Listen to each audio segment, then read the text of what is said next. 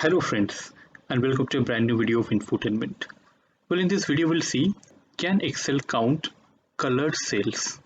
As you can see in this window, in this Excel window, there are some colored cells available here. So whether Excel can count how many colored cells are or how many colored rows are here.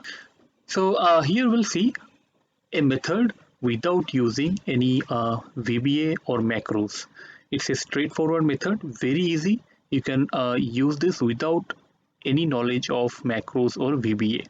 So first of all, you have to use the formula subtotal. I'll just do this subtotal, as you can see, subtotal. Then I'll give a function number that is 102. Just remember this, it is 102, comma, and just select this one like this from starting to end in the last column and press enter.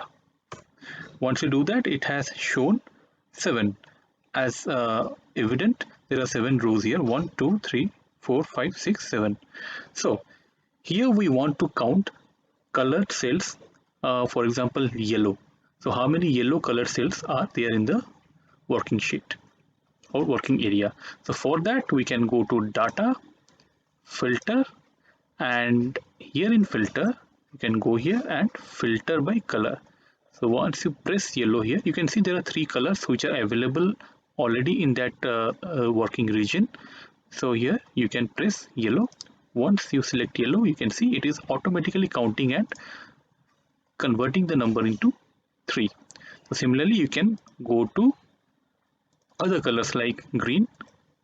You can see green 2, and then blue, again blue 2. And if I take out filter, then you can see the total rows will be shown here.